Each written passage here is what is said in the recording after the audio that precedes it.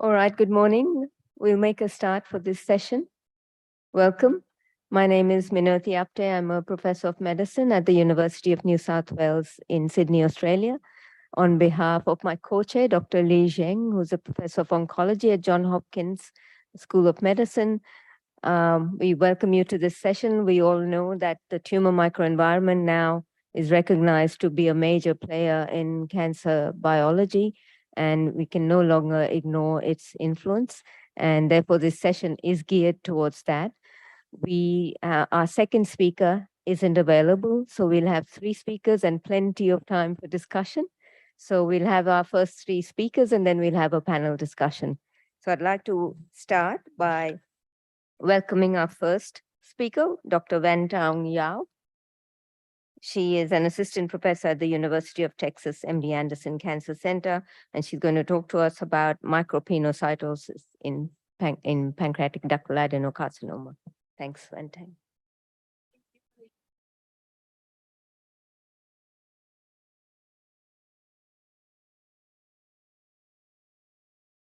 Here, sorry for that.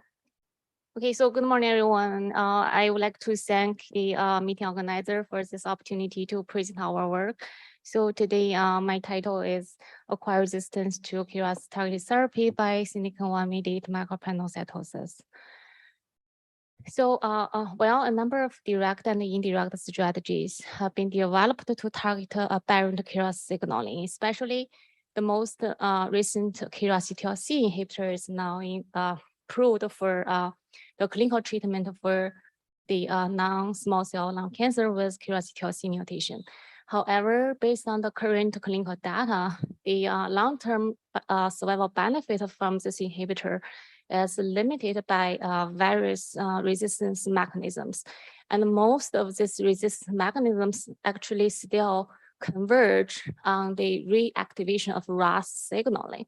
So our attention has been focusing on identifying previously unrecognized therapeutic targets that are specific for KRAS signaling, critical for KRAS-driven malignant events, and most importantly, druggable. So to achieve this, we developed unbiased functional surfaceome discovery platform, which integrates inducible KRAS PDAC mouse model, cell-like-based proteomic analysis, as well as in vivo loss of function screen to interrogate the surfaceome changes upon KRAS activation versus KRAS inactivation, and further identify the vulnerabilities of surfaceome that may function as KRAS downstream surrogates and play a critical role in KRAS-driven pancreatic cancer. So from our unbiased functional surfaceome discovery platform, we identified SYNDIC1 as one of the top hits that are dramatically upregulated by oncogenic KRAS signaling and also significantly depleted in vivo loss function screen. So in the following validation study, we found actually extinction of oncogenic KRAS leads to rapid decrease of membrane expression of SYNDIC1, which can be reversed by reinduction of oncogenic KRAS upon doxycycline treatment in the inducible KRAS PDAC cells in vitro, consistent with the in vitro data in vivo inducible KRAS p53 deleted mouse model. We found SYNDIC1 membrane expression emerges along with oncogenic KRAS activation from precursor lesions to the invasive pancreatic cancer. Extinction of oncogenic KRAS in a fully established tumor resulted in the dramatic decrease in membrane expression of SYNDIC1, underscoring the tight regulation of SYNDIC1 expression by oncogenic KRAS signaling in vivo. So we have established the induction of membrane expression SYNDIC1 by oncogenic KRAS signaling. We next try to understand how KRAS drives SYNDIC1 membrane expression. We found that KRAS drives SYNDIC1 membrane expression through MAPK pathway, but not PI3K pathway. And the KRAS MAPK signaling drives SYNDIC1 membrane expression through stimulating its recycling pathway, which is mediated by the ALF6 specific guanine nucleotide exchange factor TSD4 that activates ALK6 activity and drives the syndicate membrane recycling pathway. So we further determined why KRAS syndicate 1 relationship is required for pancreatic cancer. We found that syndicate 1 is crucial for process called macropanocytosis, which is driven by oncogenic KRAS in KRAS mutated cells, and by which cancer cells can uptake nutrients from extracellular space to support their metabolic need and fuel tumor growth. So you can appreciate here that ablation of syndicate 1 in the human PDAC cells significantly suppress the macropanocytosis even when KRAS is activated. And importantly, so ectopic expression of syndicate 1 can completely rescue the attenuation of macropanocytosis induced by oncogenic KRAS inactivation. So mechanistically, we find that the syndicate 1 localizes on the cell surface to mediate macropanocytosis through activity in RAC1 activity, which is a very well-known player for activating macropanocytosis. So our previous work demonstrated that syndicate 1 as a KRAS downstream surrogate and play a critical role in driving macropanocytosis and contributing to pancreatic cancer tumor growth. So one of the remaining questions, can we eventually cure pancreatic cancer by inhibiting KRAS, by directly targeting KRAS and its downstream key surrogates? So this question leads to our continuous study on the evolution of KRAS dependency in pancreatic cancer.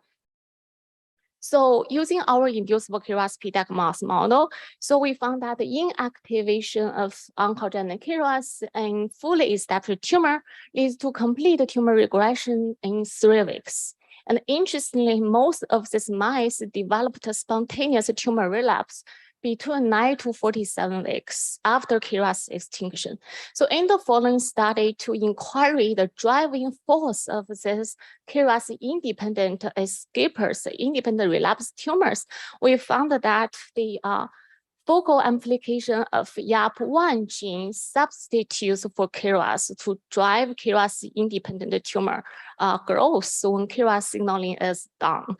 So then the question is, how about the syndicate 1 expression in this KRAS inactive escaper tumors? So we found that you can see well the extinction of oncogenic KRAS leads to the loss of membrane expression of syndicate 1 compared to the KRAS activated cells. The syndicate 1 expression completely recovered in this KRAS independent escapers. So we further verified this finding in vivo from the escaper from our inducible KRAS PDAC mouse model. You can see syndicate 1 expression is really high in this KRAS independent escapers, and although these tumors do not have KRAS signaling activation. Importantly, you can see that the syndicate 1 is still required for the clonogenic activity of this escaper cells in vitro. We further verified the function of syndicate 1 in the KRAS independent tumor relapse using the gain of function experiment. We found that you can see here that this is our negative control CFP expressing cells, which could not induce tumor formation when KRAS signaling is down. So this is our positive control mutant KRAS expressing cells, which can efficiently induce tumor growth in 2 weeks. And importantly, you can see this is a wild type syndicate 1 expressing cells, which can drive tumor growth in the absence of oncogenic KRAS. So suggesting that the syndicate 1 is required for the KRAS independent tumor growth when KRAS signaling is inactivated. So then the question is, what drives syndicate membrane expression when KRAS is inactivated? So we found that long-term extinction of long-term inactivation of oncogenic KRAS by KRAS inhibitor treatment in the human PDAC cells, or by the doxycycline in withdrawal in the inducible KRAS mouse PDAC cells, induce the YAP1 activation. Consistently, you can see that although the extinction of extinction of oncogenic KRAS leads to the loss of membrane expression of Synakin-1, Synakin-1 membrane expression gradually recovered upon the long-term KRAS inactivation, suggesting that YAP1 may drive Synakin-1 membrane localization when KRAS signaling is inactivated. So indeed, you can see that a depletion of YAP1 significantly suppressed the membrane expression of Synakin-1 when KRAS was inactivated. However, the Synakin-1 membrane expression does not respond to YAP1 depletion when KRAS was activated. We further verify this finding using the inducible KRAS PDAC cells with YAP1 knockout. So you can see that again, the Synakin membrane expression gradually recovered upon long-term KRAS inactivation along with the YAP1 activation. However, the YAP1 depletion, the YAP1 knockout abolished the recovery of Synakin membrane expression upon long-term KRAS signaling inactivation, suggesting that the YAP1 drives Synakin membrane expression when KRAS signaling is off. So we further verified the macropinocytosis level in the human PDAC cells with acquired resistance to KRAS G12C inhibitor. So you can see that although our previous work has demonstrated that the extinction of oncogenic KRAS blocks the macropinocytosis activity in pancreatic cancer cells. So here you can see that the macropinocytosis actually is also recovered in this relapsed cells where the Synakin-1 expression level is even higher than the parental cells. And the knocking down Synakin-1 and the YAP1 can significantly suppress the macropinocytosis activity, and ectopic expression of Synakin-1 can completely rescue the attenuation of macropinocytosis induced by YAP1 knocking down. So we finally evaluate the potential of targeting Synakin-1 to overcome the acquired resistance to KRAS targeted therapy. So here you can see this is the black labeled are the xenograft tumors derived from the parental MAPACA2 cells, which are very, very sensitive to the KRAS G12C inhibitor treatment in vivo. And the red labeled are the resistant cells derived xenograft tumors, which remain very refractory to the AMG 17 treatment in vivo. Importantly, you can see knocking down Synakin-1 in these resistant tumors significantly suppress the tumor growth, and moreover, a combination of Synakin-1 knocking down and the AMG 17 treatment almost induce the complete tumor regression. So suggesting that the potential of targeting Synakin-1 YAP1 axis and mutant KRAS in treating pancreatic cancer. So here we collaborated with Dr. Scott Kopis, who is a GI medical oncologist in MD Anderson. They developed a KRAS G12C mutated colon cancer PDX model with acquired resistance to KRAS G12C MG510 treatment. So interestingly, we see that the striking upregulation of both YAP1 and Synakin-1 in this resistance colon PDX tumors.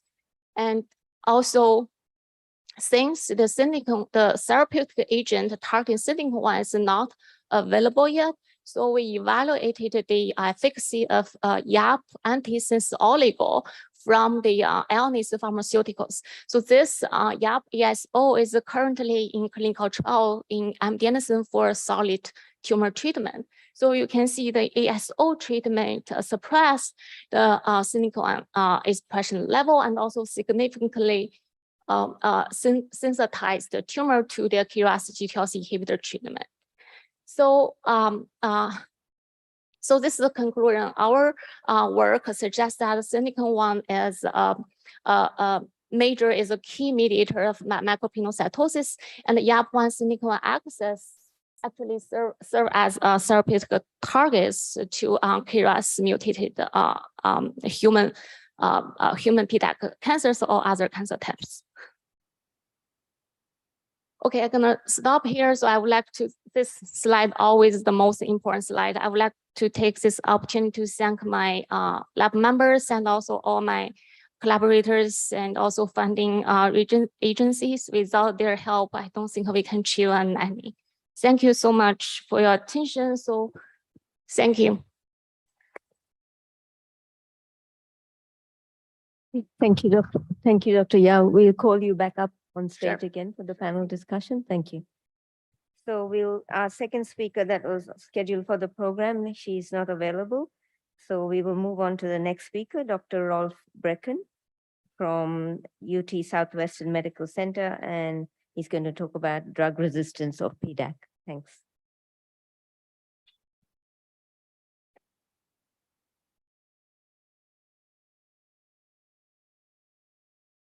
Okay, cool. So I've been doing pancreas cancer work for roughly 20 years, and this is my first APA meeting. I'm a little embarrassed to admit that, but I've really enjoyed it, and I'm grateful for the opportunity to tell you a bit about what my lab's been working on. So this happens to be a shot of downtown Dallas. Dallas can be a really pretty place, and if you're a trainee looking to do a postdoc, UT Southwestern is an absolutely awesome place to train. Okay, which one do I? The green one that's big and green. Okay. I was sort of assigned drug resistance and to talk about, and before I do that, these are my disclosures. A couple of those are relevant for today. I'll be talking about AXL inhibitors developed by Bergen Bio and Tolero. I'll also tell you a little bit about TGF-beta inhibition with a compound we were using from Eli Lilly. So drug resistance in pancreas cancer. We all know that pancreatic cancer is a recalcitrant disease. Drug resistance is a hot topic in PubMed. I just searched earlier this week, and there's over 5,000 papers if you put in therapeutic resistance in pancreas cancer. 600 plus papers in 21, 400 papers this past year already in 2022. I can't cover everything. So I'm going to talk to you about what my lab works on, which is really epithelial plasticity.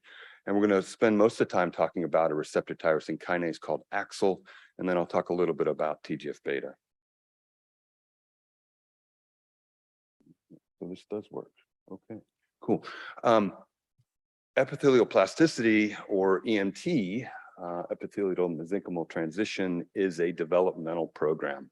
And I'm not a developmental biologist, which is why I typically try to call this epithelial plasticity. EMT, or epithelial plasticity, it can be driven by multiple different inputs. The outcome is the activation of a set of EMT transcription factors, things like SLUG, SNAIL, ZEB, TWIST, that drive the expression of mesenchymal markers and reduce the expression of epithelial markers. Now, when that happens in a tumor, you have a tumor cell that can adopt phenotypes such as stem-like phenotypes, chemoresistance, immune evasion, altered metabolism, etc. All of that drives tumor progression, including metastasis. It would be really important if we could figure out ways to interrupt some of the inputs that drive epithelial plasticity. And that's something that my lab's been working on for a bit. So I'm going to tell you a story, a series of stories about a receptor tyrosine kinase called AXL. AXL is a member of the TAM family of receptors. Its job is numerous in normal situations. We can talk about, if anybody has questions about efferocytosis, which is another area of the lab that we study. But in tumors, AXL's been shown to be important for maintenance of EMT, which leads to things like invasion and metastasis. And that's also associated with resistance. And it's really resistance to your favorite drug, whether that's a chemotherapy, whether that's a small molecule, and even immune oncology approaches. So where is AXL expressed? Well, we've looked at AXL in a variety of ways, including single-cell RNA-seq and also immunohistochemistry. By single-cell RNA-seq, you can see that AXL is expressed in these mesenchymal-like tumor cells in multiple models. You can pick your favorite model and you'll find it in AXL expressed in those cells that drive or have a mesenchymal phenotype. AXL's also expressed in other cells in the microenvironment. We've knocked out AXL and crossed it into different genetic models of pancreas cancer. And what you can see is that there is a slight bump in survival. There's a decrease in primary tumor size and a decrease in METs. And importantly, you don't need to be a pathologist to appreciate that the histology of an AXL wild type tumor is quite different from the histology of an AXL deficient tumor. These AXL deficient tumors are well differentiated, consistent with the idea that the loss of AXL is altering or reducing this epithelial plasticity pathway. So we took these AXL deficient mice that have tumors, genetically engineered mouse models, and added in gemcitabine at a late stage. This is day 45. And you can see that gemcitabine actually does cause a significant improvement in survival, especially compared to gemcitabine treating to the AXL wild type animals. That is because when these tumors can't undergo an ENT, they still express things like ENT1,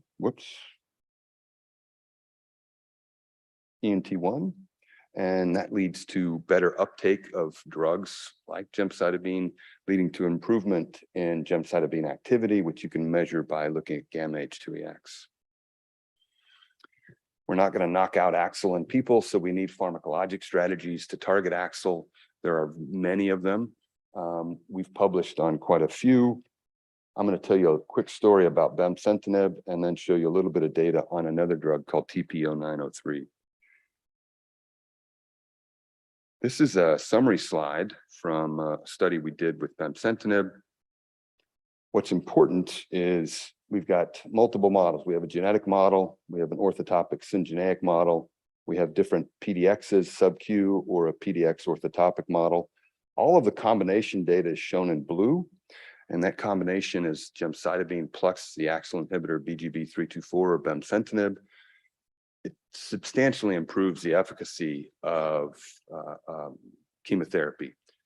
This led to the initiation of a phase 1b/2 clinical trial at Southwestern and Vandy and Penn. The goal was to combine chemotherapy with bemcentinib.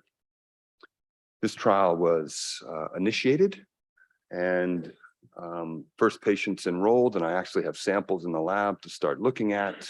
COVID hit. The company got really interested in COVID because targeting AXL is a therapeutic strategy for COVID. The company withdrew money for the trial, so this trial unfortunately has ended, which is a big bummer for me. But we do have a little bit of data, and we're beginning to analyze those patient samples. So what about other molecules? This is a summary slide from a paper that came out earlier this year on the Tolero compound 0903. I'm showing you 3 different survival curves in a genetically engineered mouse model, combining the AXL inhibitor with chemotherapy, with IO, or the triple combination. And suffice to say that adding in the AXL inhibitor to either chemotherapy or IO improves response, improves survival, and the triple therapy is the most effective. We also did this in an orthotopic model using a KPC cell line. And what I found interesting is that the triple therapy here gave us a bit of a tail. And then we looked at these long survivors versus the shorter survivors in the triple therapy. And the long survivors had a switch in EMT. So they had the long survivors expressed more ECA adherent, they expressed less Fimentin, they actually had less Ki-67 compared to the short survivors. All right, so a brief summary on AXL. AXL is clearly an attractive target for therapy in pancreas cancer. It's associated with epithelial plasticity and chemoresistance. It's been validated as a validated as a therapeutic target in pancreas, and there are lots of ways to target it. You could even use warfarin if you're bold, which is a cool story I'm happy to tell you about. So we're now really interested in how AXL signals. We've been interested in what controls or what's driving EMT underneath AXL. We published a paper in JCI Insight a few years ago demonstrating that AXL activates Tickles KRAS that leads to activation of RAL-B, and that turns on TBK1, and then TBK1 is necessary for AXL-driven EMT. And I just wanted to show one figure from this paper because I think it's reminiscent of the AXL deficient tumors. So this is a TBK1 wild type or TBK1 mutant deficient KPC tumors. You're looking at E-cadherin and Vimentin. The loss of TBK1 leads to a more differentiated phenotype, very, very similar to what we saw with the loss of AXL. So the next question that Emily Arner in the lab was really digging into is what's happening underneath TBK1. And I don't have time to show you this data at all, but I'm just going to summarize it for you that Emily has found that TBK1 actually directly interacts with, physically binds to AKT3, phosphorylates it, and that leads to AKT3 interacting with EMT transcription factors, and then this complex moving into the nucleus and driving EMT. We can interrupt this pathway at the level of AXL, TBK1, or AKT3, and that leads to the proteasomal degradation of these EMT transcription factors and a block in epithelial plasticity. So I'm going to just take a very quick sojourn into TGF-beta. I know my time is running short. You guys all have heard about TGF-beta. You probably study it at one way or another. TGF-beta is a pleiotropic cytokine involved in many facets of the pancreatic tumor microenvironment. And it's been an attractive drug target, but incredibly challenging. So I'll point out that there's been roughly 300 trials with TGF-beta agents in cancer patients, and all of them have failed. And we think one of the main reasons that they all fail is because they're in unselected patients and that TGF-beta is a tumor suppressor. So when you block TGF-beta, you have all of these wonderful stromal effects, but tumor cells cycle more, and that leads to a worse outcome. So Huchang Wang in the lab published a study demonstrating that inhibiting stromal TGF-beta signaling by selectively treating tumors with a TGF-beta receptor 2 mutation has efficacy, reduces EMT, reverses immune evasion without driving cell proliferation. I'm not going to tell you about this, but the citation is there. Lots of really cool stromal effects when you block TGF-beta signaling in the stroma. Just to illustrate what I mean by targeting an unselected patient population, this is a genetically engineered mouse model that we treated with a monoclonal antibody that blocks TGF-beta receptor 2.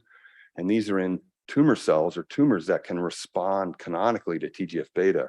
And just like the clinical trials or many other studies that have been published previously, when you block TGF-beta in this setting, you get a worse outcome. And that is because tumor cells are proliferating.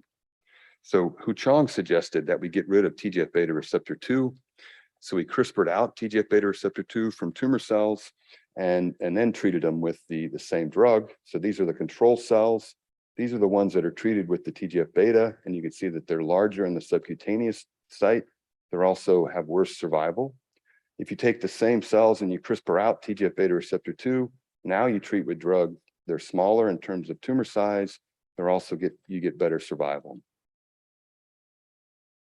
So the question that we're doing now and the new stuff is that we are doing the same study with SMAD4. So Gilbert Maramwa is a resident in the lab, and he's made genetically engineered mouse models that lack SMAD4. He's also CRISPR'd out CRISPR'd out SMAD4 from multiple cell lines. We validated that these cell lines that don't have SMAD4 no longer respond to TGF-beta in a canonical way, and that the tumors are aggressive in vivo. So the next study is to actually put drug on board and see what happens. So a brief summary is that we think TGF-beta is a great target, but you got to put it in the right patients. And so we think genomically informed clinical trials targeting the subset of patients that have a mutation either in TGF-beta receptor 2 or SMAD4 is the way to move forward with a strategy to target TGF-beta. Overall conclusions are that there are many pathways or features that can drive therapeutic resistance in PDAC. Epithelial plasticity is a common pathway. There are probably lots of ways to drive epithelial plasticity. TGF-beta and AXL are two of them, and they're both pharmacologically viable.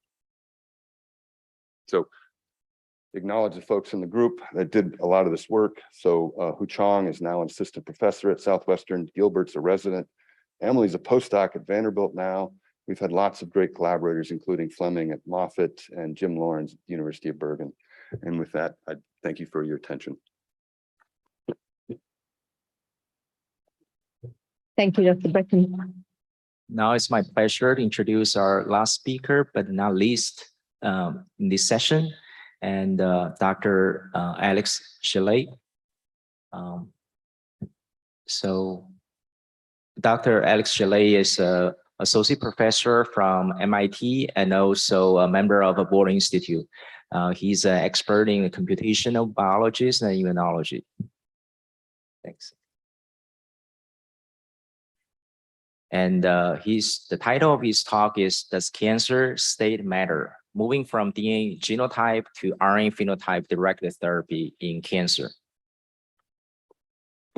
All right, thank you all so much for having me today. I guess we can tell which of us is a PhD in the room. So it's my pleasure to be here. What I was really hoping to focus on today is some of the recent work that we've been doing in the lab that's really tried to focus on the importance of cell state in cancer. We all know that DNA genotype is really important and informs a lot of the things that we do when we think about therapies. What I'm going to argue today is that RNA is actually incredibly important as well. So before I begin, I have a series of financial relationships to disclose. None of them are relevant to my talk today, but I put them all up here for transparency. So to begin, I thought I would introduce what our lab is interested in broadly, and that's the idea of homeostasis or equilibrium in our tissues. And this is, a really deceptively simple concept. I teach, to undergraduates at MIT the idea of equilibrium. And if you were to ask me to define equilibrium in a chemical reaction under different conditions, it would be very straightforward. But on the other hand, if you were to say, tell me what equilibrium is in a tissue at a molecular and cellular level, it would be really hard. But we all know how important it is. If you have overexuberant immune responses, you can get tissue damage and death. And if you have too little immune response, you can become susceptible to opportunistic infections and the outgrowth of tumors. So what our lab is interested in is defining homeostasis, thinking about deviations that occur in disease or under different perturbations, and figuring out how we can rebalance the system to restore human health or prophylactically buffering in the first place. And to do this, we spend a lot of our time developing and applying tools to help us understand what's happening in our tissues, these complex multicellular ecosystems. So what that means is that we really like to think about the cells that compose our bodies, the diversity of properties they possess, the qualities they have, the breadth, if they're immune cells, where they are, how durable they are, and the like. Now, the reason it's been such a phenomenal time to think about cellular biology over the last little bit is that given intersecting advances in micro and nanotechnology and in molecular biology, we can now characterize the properties of cells at unprecedented resolution. We don't have to just look at one marker of RNA or DNA. We can sequence the entire genome of a single cell. We can look at the accessibility of chromatin. We can measure multiple different proteins at once if we want, or we could look at the entire transcriptome. Now, the fundamental question is, given that we can measure so many different things, what matters, when, and why?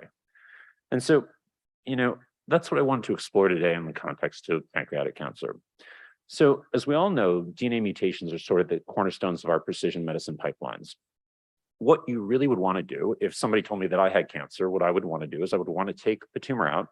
I'd want to profile what mutations exist because we think of cancer as a disease of DNA mutations. And maybe I'd even try and understand what was happening at a single cell level so that I knew all of the clones that were there. I then want to associate this with therapy. And the way that I might do that is I might go build a model, say a cell line or an organoid or a PDX, and try and test for causation to figure out whether or not that mutation was driving my disease and if I could drug it.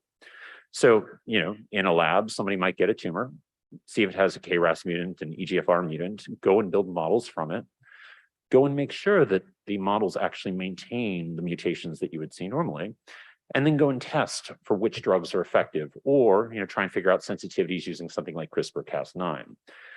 This works great if you have something that's druggable and it's preserved in your model. But as we all know, there are many places where this doesn't work. There are very few actionable genetic mutations, and even when there are, very often we evolve resistance. So what do you do when this is the case? And this is how we actually ended up getting into pancreatic ductal adenocarcinoma, or PDAC.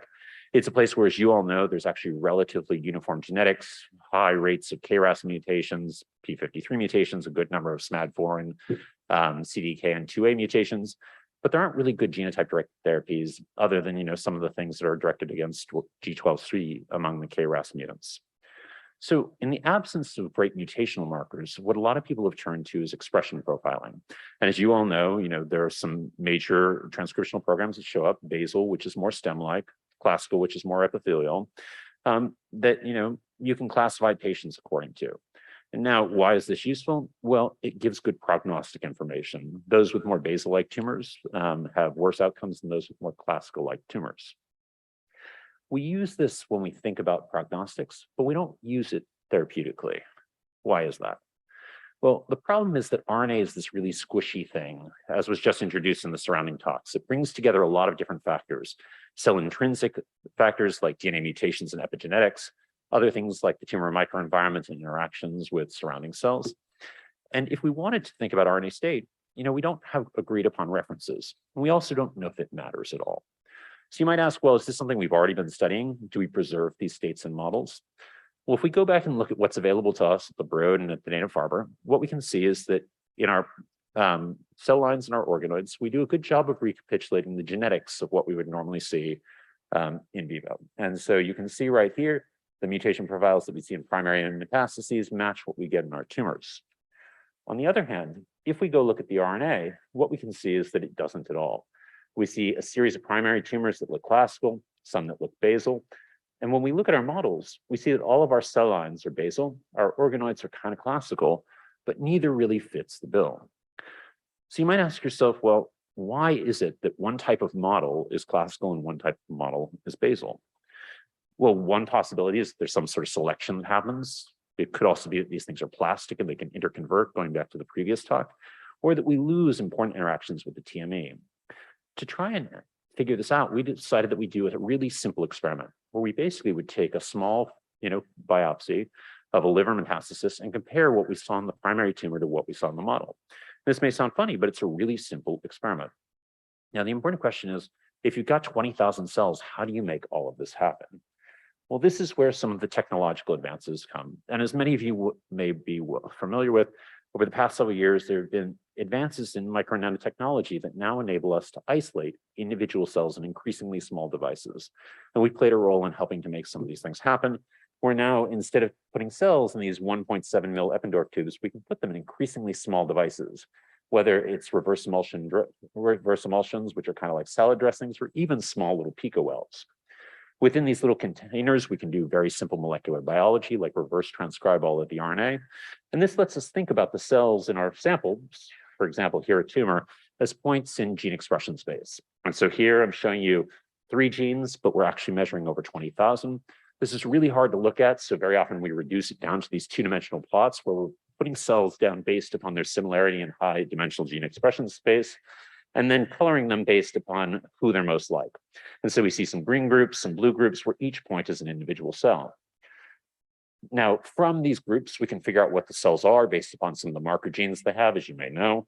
So we might say that these cells right here are T cells because they uniquely express TCR genes. So in particular, we've been pushing a lot on picowells. And the reason for that is that it lets us work with really small samples. So with Chris Love's lab at the Koch Institute, we've developed some strategies that we call seqWell for a really bad reason that take some of the reverse emulsion droplet methods that we and others helped develop so that we can really do single cell RNA sequencing on very low input samples. So the idea is we have a 1x3 cover slip that has about 100,000 50 micron by 50 micron by 50 micron boxes. We deposit on cells from above, and then we seal it and we perform the molecular biology that's necessary. Now, what's nice is that you literally deposit a sample on, so you can work with just about anything. And I'll just say there are others that have done well technologies as well. So when I say we can work with anything, I mean literally anything. We can take blood from individuals who have hyperacute HIV infection and characterize what's happening in all of the different cellular populations. look at pinch biopsies from the guts of individuals with ulcerative colitis to compare inflamed and non-inflamed regions, and take fluids like cerebrospinal fluid from patients with leptomeningeal disease, where you wouldn't imagine you find any cells, and characterize what's associated with response to immunotherapy. And to show you how low you can go, you can even take the same nasal swabs that you probably are all way too familiar with from testing for COVID, actually get cells off of those, characterize what's different between individuals who are positive or negative for COVID, associations with disease, and also figure out what's associated with cells that are actively harboring virus. So these technologies are now portable. They can go anywhere in the world. They can work in clinical contexts, and we've done collaborations in over 30 countries on 6 continents, doing everything from PDAC to Ebola. So let me move back to PDAC really quickly. What I'm going to say is that these technologies put us in a position now where we can take a biopsy, characterize individual cells, make models, and watch those models evolve over time. What this does is it lets us figure out what we see among the non-malignant cells in our tumor, our malignant cells, and also in our organoids, so that we can compare back and forth. I'm going to have to summarize because I have 10 minutes, but I'm happy to talk about this for as long as anybody would like. What we find that's really interesting is that at a single cell level, there are basal cells and there are classical cells, but there are also cells that express both that we call intermediate co-expressors. We find that actually the microenvironmental regulators are incredibly important for driving these states and their plasticity. So there are distinct microenvironments associated with each of those 3 subtypes. These are things we don't normally model when we're making cell lines or organoids, but they become really important. And I would refer you to this paper because I think it helps to create a reference map for doing this. Now, I want to sort of push to the most important point, because in 10 minutes, you can really only bring one thing across. And so the question that we really were interested in is, if these cell states are plastic, does it matter at all? Is cell state important? And the answer is yes. It turns out to be critically important. So this is the only slide I really want you to take away. Well, this and the next one. So on this axis right here, what I'm showing you are individual cells, which are points on the spectrum from basal to classical to this co-expressor that has both phenotypes. This is one particular model, and what I want you to see is that the cells sort of fall in between basal and co-expressor right here, the kind of heterogeneity you've been hearing about. If we add one of the environmental signals that was already introduced today, TGF-beta, what you can see is that over time, our model drifts up to being exactly where we would have expected, really in this co-expressor and a little bit basal. And there are a couple examples of this in the paper. If we take away TGF-beta, we can see that it drifts right back to where it was before. Now, what's so important is that if we take frontline chemotherapeutics like gemcitabine and we add them, what we see is the models are incredibly sensitive before we add TGF-beta. If we keep it in TGF-beta, they become much less sensitive because they've moved over to this new state that is not as sensitive. And if we remove it, it goes right back to where it was before. Now, this is not just something that has to do with the fact that the classical state is more sensitive than the basal state. It actually turns out that if you do a panel of different drugs, that it turns out there are differential sensitivities. So classical state is much more sensitive to chemotherapeutics. Basal state is much more sensitive to MAP kinase inhibitors. And this is something that is critical for thinking about what drugs we would give patients and for making the right compounds, selecting them, but it's something that we don't think about. And so I would argue that it's really important for us to think about what the RNA state is and preserve it. And just to show you how clinically relevant this is, we can go back and take studies that have been done in the past to see if we could have interpreted who was going to respond well. So our data would tell us that chemotherapies work well in individuals with classical tumors. If you go analyze other studies that have been done, you can see that you would have predicted, right, the individuals with classical tumors are the ones that would have responded to treatment. So this is sort of an indication of where we're thinking about going more broadly. I just showed you a vertical stack in PDAC where we talk about creating reference maps, making models that faithfully recapitulate those things, and then working through to make state-specific targeting. But what we're really interested in the lab and more broadly in the community is going across different models to really complete the square. So we understand the factors that govern tumor ecosystems. We can start to think about how to create the right states and screen against them. And then excitingly, to think about how we would leverage the microenvironment to control cellular plasticity to drive more effective outcomes. And we give a couple examples of this in the paper. So with that, I'll thank the team, particularly the people that are highlighted here who are fantastic. I'll thank the patients and families without whom none of this science happens and to whom I think we owe an incredible debt of gratitude and a commitment to making sure that we do right by them with the science we put out, our collaborators and our funders who've been generous and hopefully will continue to be. And thanks, sorry, I ran a minute over. Thank you. Now I welcome all the speaker come back to the panel.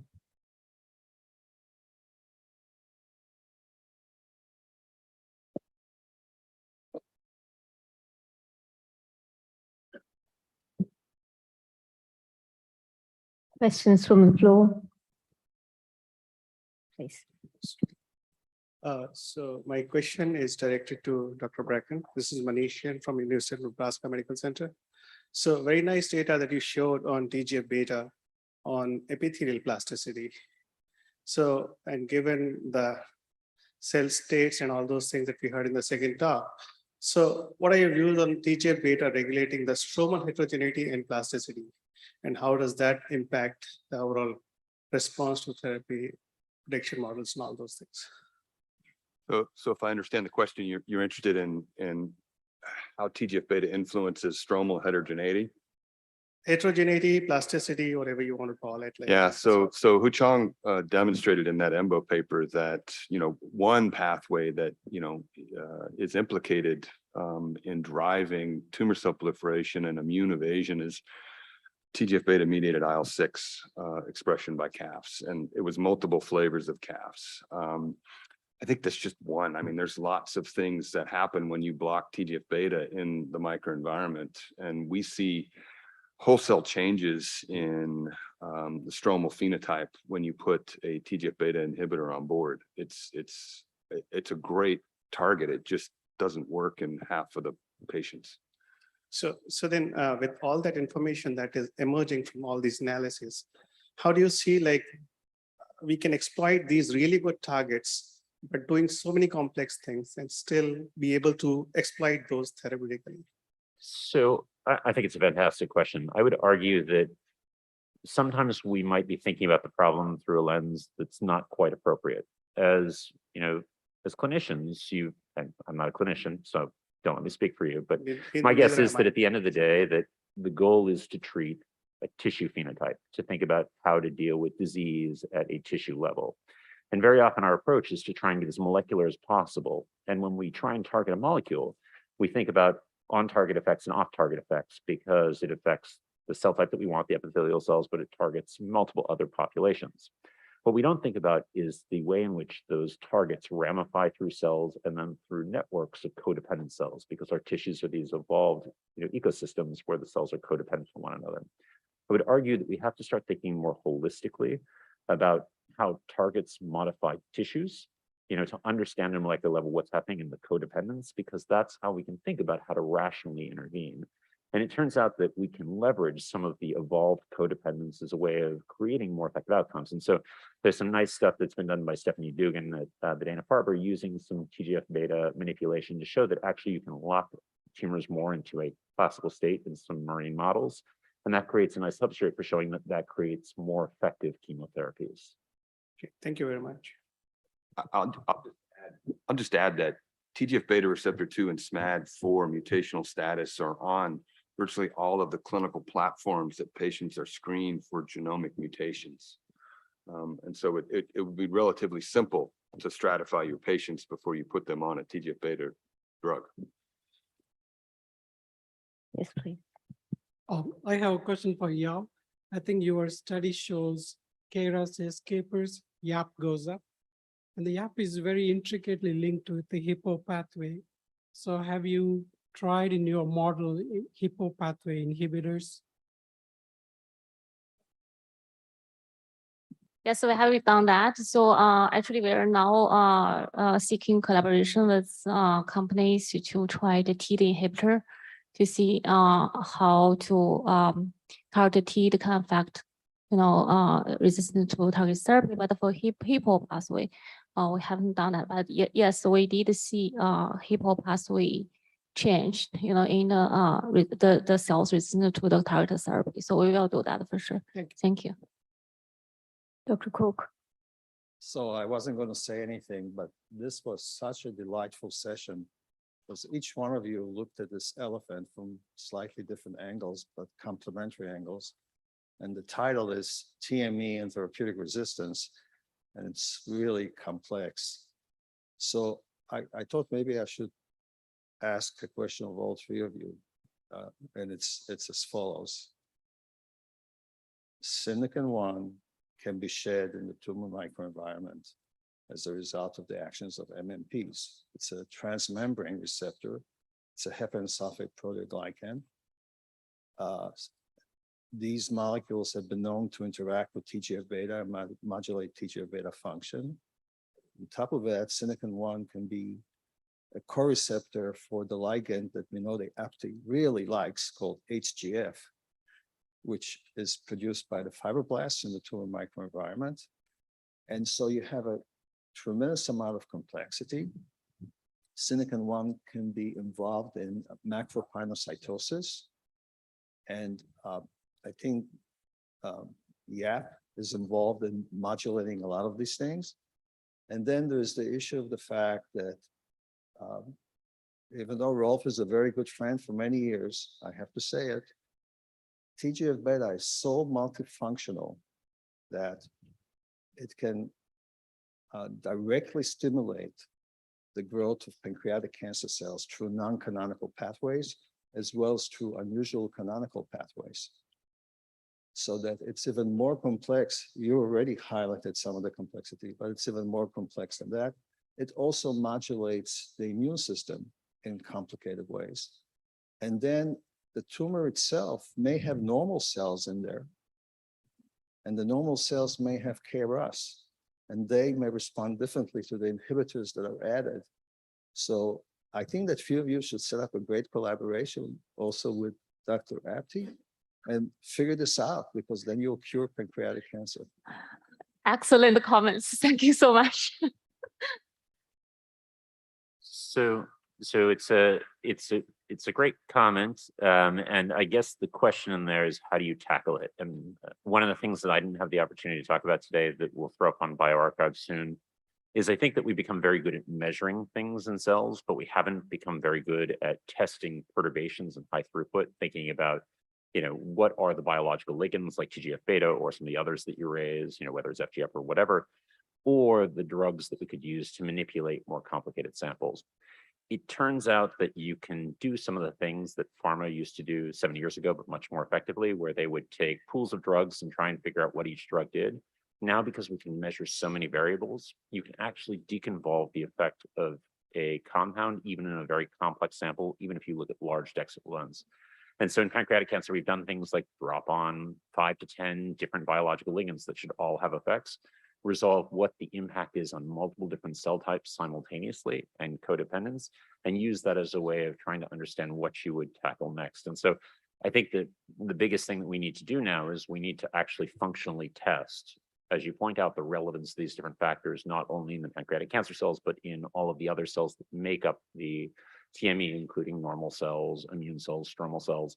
And so I think that's really the next frontier, is developing technologies to functionally test importance, and hopefully we'll be able to show you something that might be useful in that regard. Thank you. I have a question for Dr. Yao as well as for Dr. Brecken. So, Dr. Yao, you talked about YAP1 and Synakin. In your experiments, I thought you used MIA-PACA1 cells, but there's such a heterogeneity in cancer cell lines, right? So is it expressed equally in all these, especially the aggressive cancer cell lines versus the not so aggressive ones? Sorry. Yes, I just showed data from the MIA-PACA2, which is the KRAS-G12C mutated line. And we also actually verified our finding in the KRAS-G12D lines as well. So, but we haven't, specified this for like different subtypes of PDAC, like Cosmos and more classical subtypes. So we haven't done that. But as you said, so tumor cells are really heterogeneous.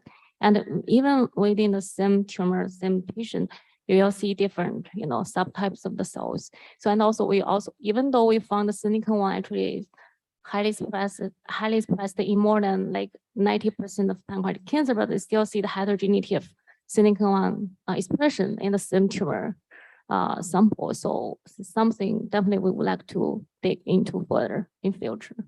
Thanks.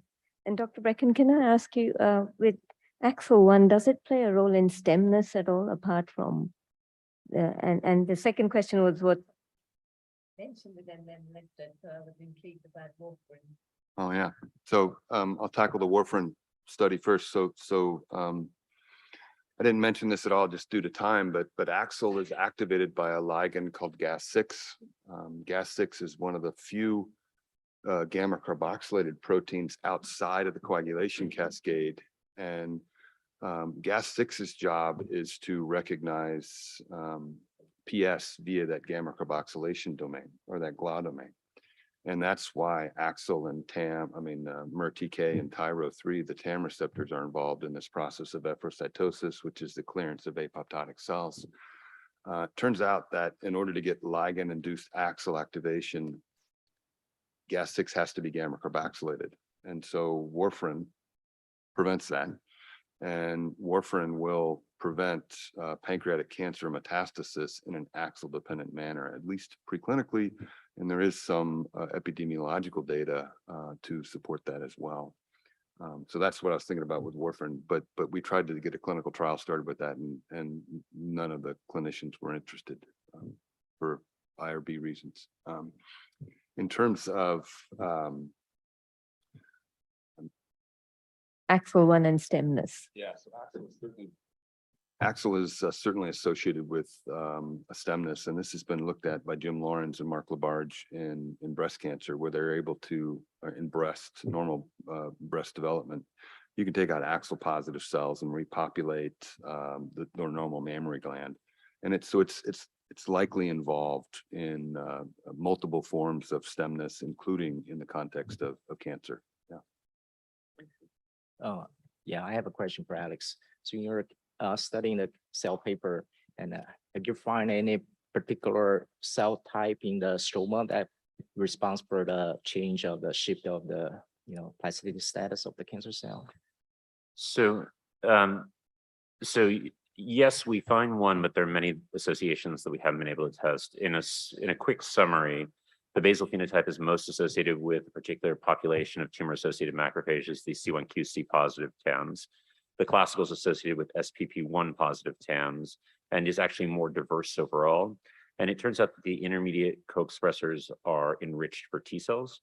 We find that there's enriched interferon gamma signaling in the co-expressors. And if we take the models and we dump interferon gamma on them, just like when we add TGF beta, we can move them to being co-expressors. And we show evidence in the paper that in one individual where we were able to get pre and post immunotherapy biopsies, that the activation of the immune system through checkpoint blockade actually shifts the tumor cells from being classical in their phenotype to being a hybrid of co-expressor and basal, suggesting that actually some of the immune pressures might be relevant. For the TAMs, we're not 100% sure yet whether or not they derive the changes that we expect. We've been testing a lot of tumor associated macrophage factors in the screening that I was talking about before. And actually we find some really interesting factors that seem to play an important role in PDAC that we wouldn't have expected that you won't come from TAMs, like IL-4 and 13.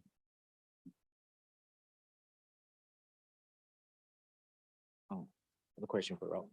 And there's a lot of interest in the combined target AXL with the immunotherapy, and also you have one preclinical study.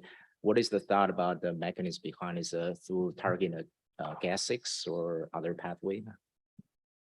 So AXL is certainly associated with immune suppression, at least when AXL is expressed on immune cells. Its job is to downregulate inflammatory pathways.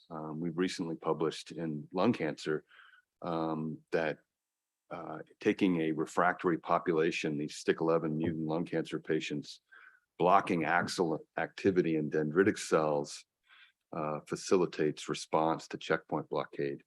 That's a really turned out to be a really nice paper and model. I don't know that that's how it works in all diseases, but clearly AXL on dendritic cells or macrophages is involved in suppressing active anti-tumor immune responses.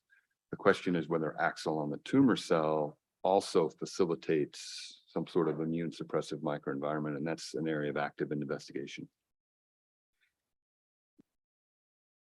Oh, I was just going to ask Alex something. So with the tumor-associated macrophages, there's always been this issue about what's the contribution of circulating or bone marrow-derived macrophages versus the resident macrophages in the different basal, classical, intermediate types of cancer. Do you have any opinion about those? I don't have an opinion yet. Any opinion would not be based upon scientific fact. So we're trying to test it. There's evidence in some places you can use mitochondrial DNA to figure out origin of, macrophage origin. And so we've started exploring some of that, but still to be determined. I think the bigger question will be, as I said before, to what degree are the macrophages a bystander of the process? We see a lot of autocrine signals generated by the tumor themselves are important. We know that stromal cells are important. We know that T cells are important. I don't have a sense yet of the degree to which the macrophages are the agents of chaos or just responding to it. And so we're trying to figure that out first before we think about where is the best place to act to have a therapeutic effect. Thank you. I don't think there's any more questions. So. Maybe I have one more question for Wen-Tung. And so you think, or you already have some analysis on the clinical specimen. Do you think that the YAP1 and also the micropinocytosis pathways being activated is more responsive or primary resistant to the KRAS inhibitor, or at least acquired resistant, or both? Yeah, from our study, I think the micropinocytosis is required at least for PDAC tumor growth, no matter in KRAS dependent or independent way.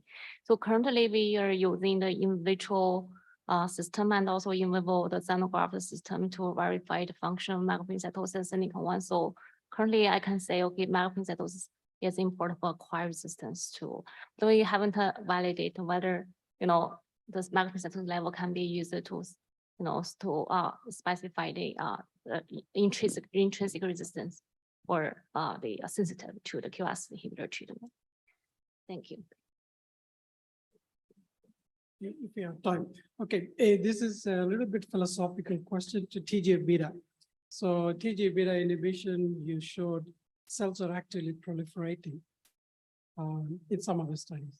So it's a classical pharmacologist did says the actively proliferating cell is very sensitive to anti-mitotic drugs. So I'm just wondering philosophically, can you separate these two?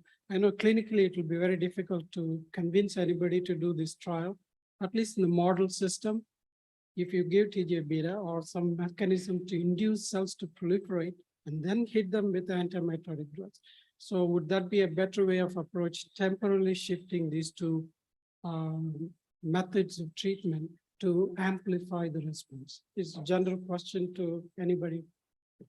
So I think the answer should be yes. I understand why it's difficult to convince clinicians to do things, but to me, the real thing is to think about plasticity. It was elegantly talked about by Bill in the talk before me. The goal is to control plasticity. And so if what TGF-beta does is it creates a more proliferative tumor, but it limits the ability of that tumor to actually evade frontline chemotherapeutics, then actually it's a good thing. When we add immunotherapy, we see that we move towards a more, IC basal-like state. We're making it so it's not classical. And that actually makes a more aggressive tumor in terms of clinical outcome. But at the same time, it actually makes the tumor more sensitive to MAP kinase inhibitors. And so I think if we understood better the ways in which the tumor is going to respond to different elements, we could think about rational combination therapies that would be effective. And so I would say we shouldn't be really thinking about what one agent does. We should be thinking about how they'll work synergistically. And it's not like, they work on exactly the same target. It's that you really want to limit the ability of the tumor to evade resistance. And we've seen in other cancers that we've done this in, where we've gone all the way through like a phase 2 like clinical trial in PDX models, that by targeting not just a particular factor that we know is important, like say, for example, in ALL, BCR-ABL fusions with ponatinib, if we target the mechanisms that the cancer cells use to resist, we can derive deeper resistance or deeper remission in the models than we would get using what you would expect based upon the genetics alone. So in your model, can you temporarily shift, for example, instead of giving combination, all of them together? See, this is the way adjuvant chemotherapy works. You resect the tumor, residual cells proliferate, you give chemo anti-mitotic drugs, That's what the standard of care is now. So in your model system, can you separate these two? Yes, so we and others in the community have started to do this, at least some of the people that I'm aware of in Boston. The problem is that when you resect and you remove things, you don't remove everything else that surrounds it in the tumor microenvironment. So we actually see that, if you go look and you see what it looked like when you took the resection, then you go back later, you actually repopulate the same, set of states that were there. And it's because we think a lot of the things that dictate the state distribution is due to what's in the tumor microenvironment. And so in all the tumors that we look at, we don't see that it's all classical, all basal, all co-expressor. We actually see that there are all three states and they appear in different proportions, and the relative frequency corresponds to what's going on in the tumor microenvironment. And if we don't think more holistically about that tumor microenvironment, we're not going to understand what that distribution is going to be. And so we can't be surprised when it gets recreated. But that constant heterogeneity coming back is always going to be a substrate that complicates therapy. And the other thing that I haven't even talked about is that when you change compartments, when you think about different metastatic sites, there are different pressures on those cells. And so they can be in different states. We find that in the lung, a metastasis looks very different than a metastasis in the pancreas, in the liver, but we find that the liver looks a lot like what we would see in the pancreas. And so that level of understanding of sort of what are the forces on the tumor cells that will impact therapeutic response, I think we have to build out. Thank you. I think this is conclude our session, and I want to thank our speaker and panelists again.